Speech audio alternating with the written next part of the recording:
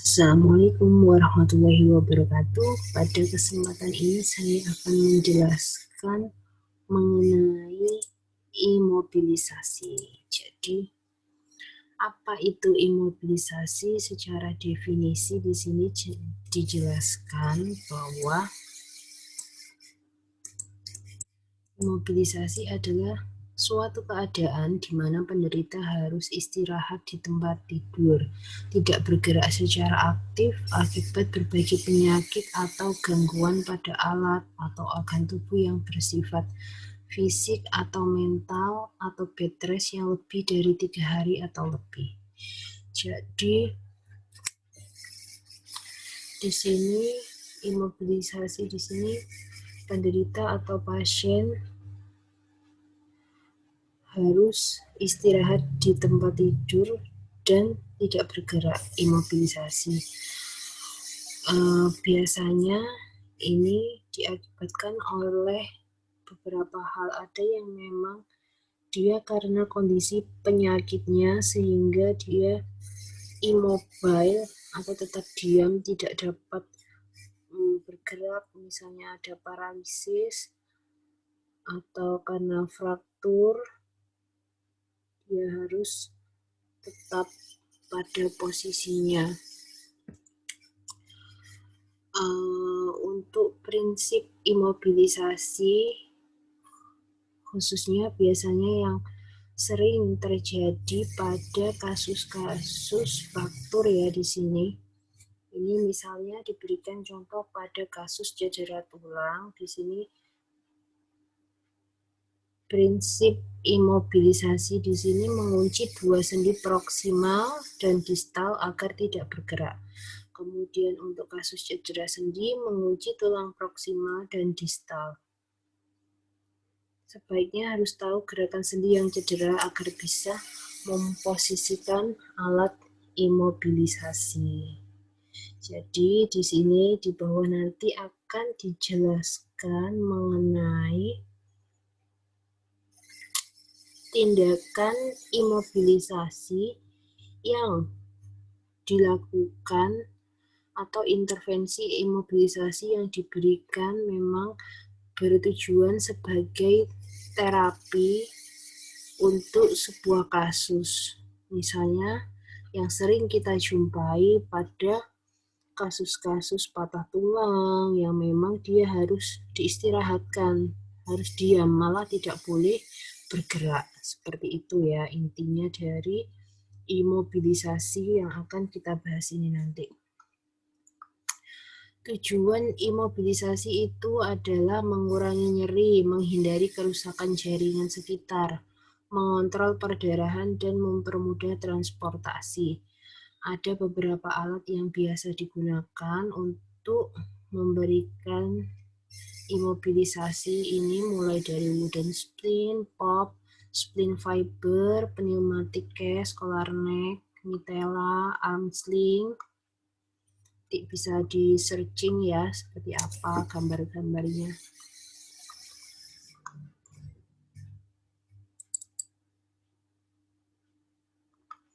Sebentar, masih gangguan. Kemudian ada pilihan terapi juga. Misalnya terjadi gangguan atau patah tulangnya pada leher, biasanya akan menggunakan collar neck. Kemudian pada tulang humerus menggunakan wooden splint. Yang sering sekali ini fraktur femur, misalnya memakai skin traction atau traksi kulit. Nah, ini beberapa tambahan alat-alat yang biasa digunakan untuk proses imobilisasi. Nanti untuk lebih lanjutnya ini nanti akan ada praktikumnya ya. Jadi ada dua hal yang ini nanti akan dibahas untuk intervensi imobilisasi, yaitu pembalutan dan pembidaian. Jadi pembalutan di sini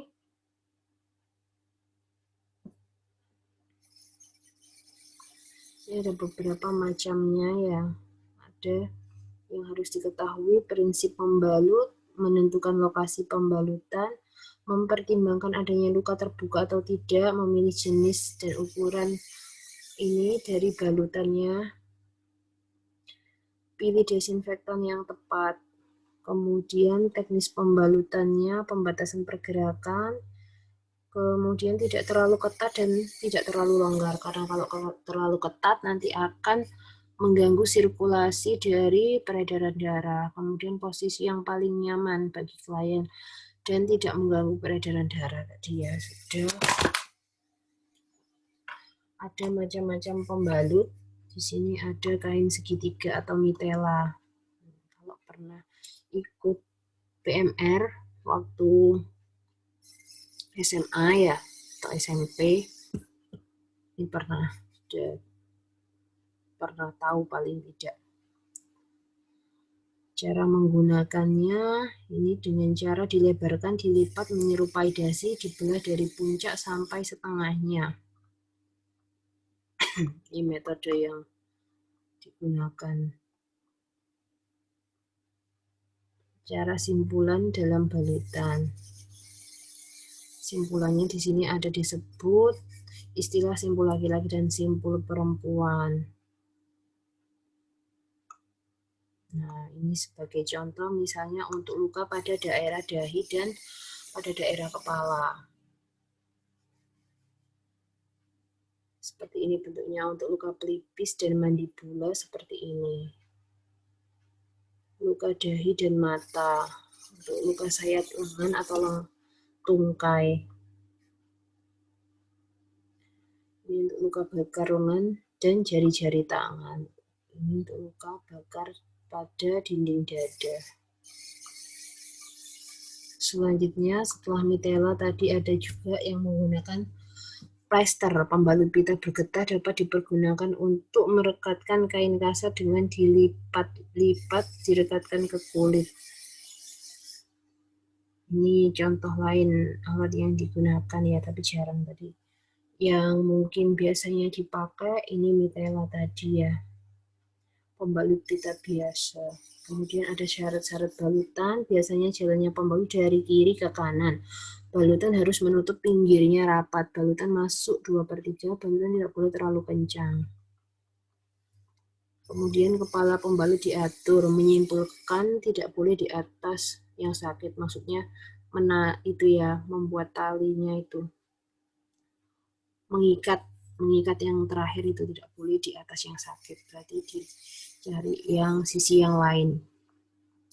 Cara menyambung balutan, pangkal pembalut yang kedua diletakkan di bawah ujung pembalut. Jadi ini nanti ketika praktikum akan diperagakan. Kemudian ada bidai. Pembidaian adalah tindakan memfiksasi atau mengimobilisasi bagian tubuh yang mengalami cedera dengan menggunakan benda yang bersifat kaku maupun fleksibel sebagai fiksator atau imobilisator. Tujuan membidai di sini mencegah gerakan bagian yang sakit sehingga mengurangi nyeri dan mencegah kerusakan lebih lanjut, mempertahankan posisi yang nyaman, mempermudah transportasi korban, mengistirahatkan bagian tubuh yang cedera, dan mempercepat penyembuhan.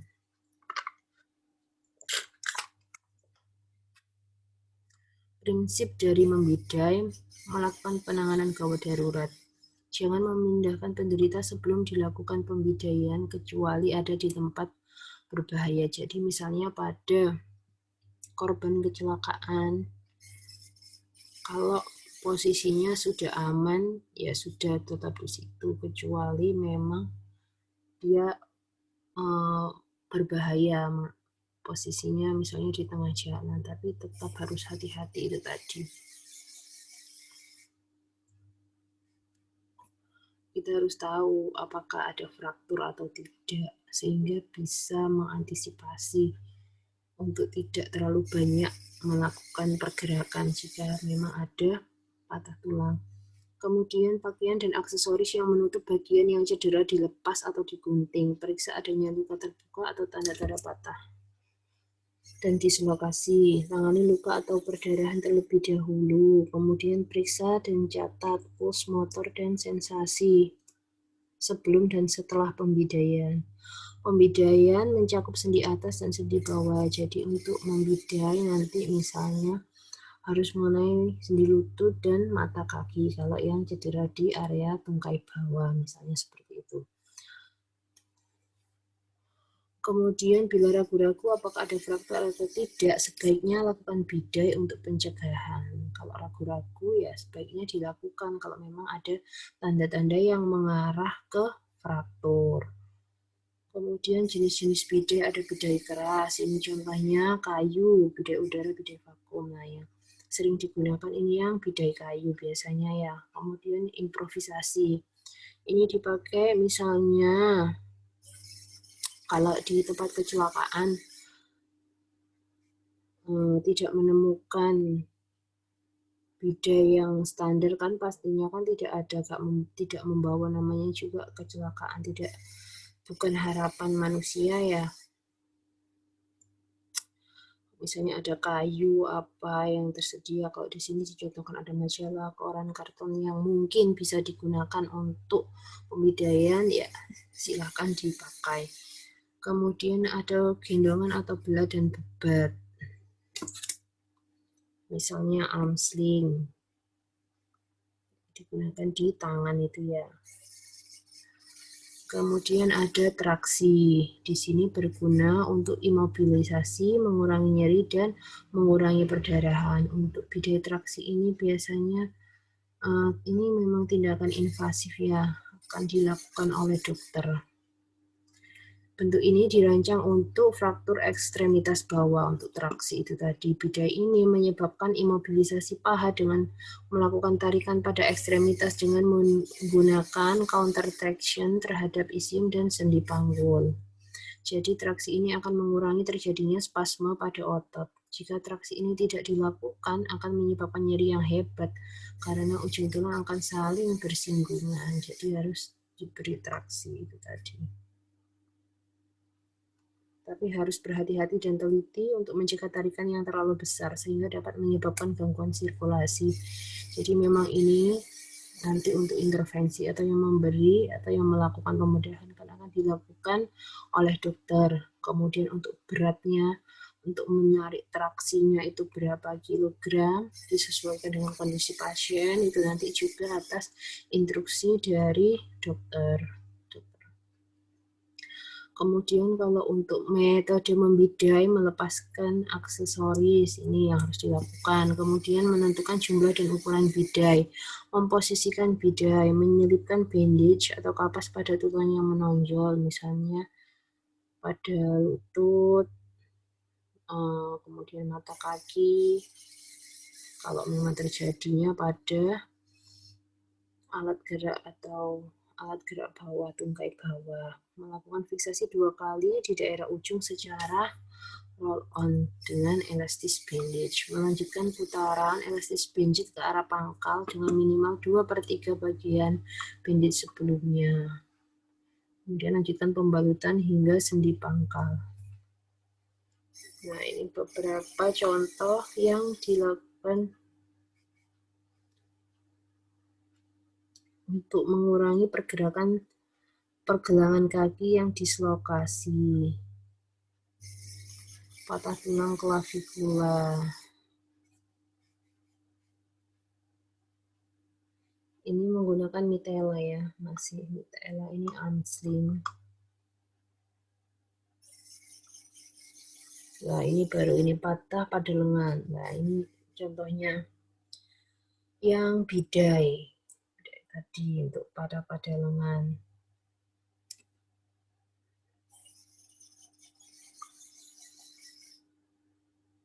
Ini juga ini arm sling. Nah, ini contoh beberapa contoh untuk kasus patah lengan atas. Ini patah tungkai bawah ya, patah tungkai bawah. Ini patah tungkai atas. Nah, kalau yang patah tungkai atas ini kan femur sini ya, memang harus sampai sini ke ketiak sini dan mengikatnya sini sampai apa? perut sampai dada sini, agar tidak bergerak, benar-benar agar tidak bergerak. Nggak boleh kalau cuma sampai pangkal sini, pinggul sini saja, itu masih kemungkinan bisa bergerak, jadi harus sampai ke ketiak sini. Kalau tadi contohnya ya, jadi memang untuk tindakan imobilisasi itu tadi sebuah intervensi yang dilakukan untuk mengistirahatkan bagian tubuh dari klien. Tapi untuk tindakan imobilisasi memang ada dampaknya ya. Dampak di beberapa sistem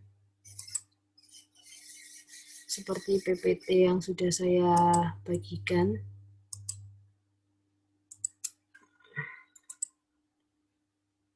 Di sini dijelaskan ada respon fisiologis terhadap imobilisasi. Misalnya pada muskuloskeletalnya menurunnya massa otot dan menyebabkan kekuatan otot. Kemudian kardiovaskulernya mengakibatkan hipotensi, meningkatkan kerja jantung, respiratorinya, ekspansi parunya menurun, aliran darah ke paru-paru terganggu, kemudian vertigo.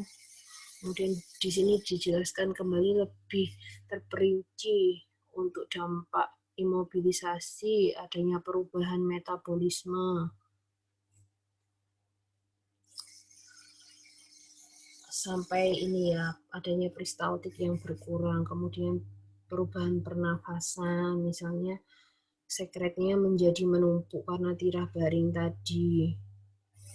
Kemudian kardiovaskulernya tadi seperti yang sudah dijelaskan, ada hipotensi ortostatik, beban kerja jantung meningkat juga, pembentukan trombus.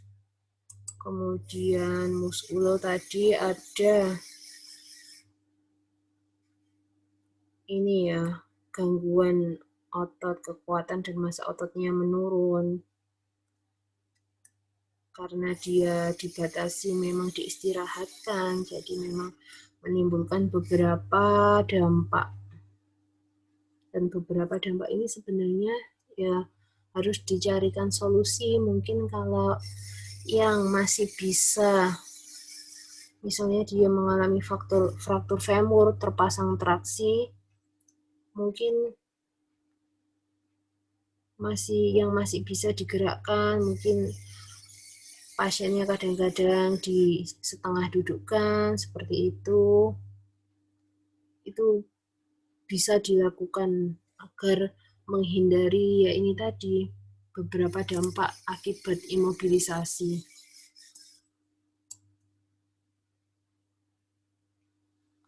Kemudian ada ini perubahan eliminasi urin, setelah itu perubahan integumen tadi juga memungkinkan terjadinya tekanan kan pada kulit, memungkinkan terjadinya dekubitus, sehingga bagaimana caranya mungkin ada yang menggunakan kasur angin atau tadi pada bagian-bagian tubuh yang masih bisa digerakkan, tidak mendapat intervensi yang harus imobilisasi tadi, sehingga dapat mengurangi dari dampak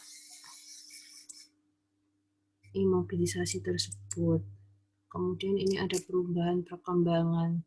Di sini dicontohkan misalnya ibu yang mengalami tirah baring dan tidak dapat berinteraksi dengan bayi. Jadi ada juga komplikasi akibat imobilisasi, misalnya tromboflebitis, konstipasi, biasanya ini yang sering terjadi ya. Jadi klien-klien diedukasi untuk lebih banyak makan buah-buahan, sayur-sayuran agar tidak terjadi konstipasi. Misalnya, kemudian ada masalah buang air kecilnya, bisa ke kamar mandi atau harus pakai pispot seperti itu. Gangguan integritas kulit dan bahkan depresi, karena kan terutama pada kasus-kasus patah tulang, patah tulang yang besar seperti tulang femur itu memang penyembuhannya kan lama, dipasang traksi itu lama sampai berbulan-bulan. Nah, di situ memang pasien biasanya butuh motivasi untuk proses penyembuhannya. Jadi pada intinya itu tadi untuk proses atau masalah imobilisasi dari saya. Dari saya cukup, saya akhiri sekian. Terima kasih dan sampai jumpa kembali. Wassalamualaikum warahmatullahi wabarakatuh.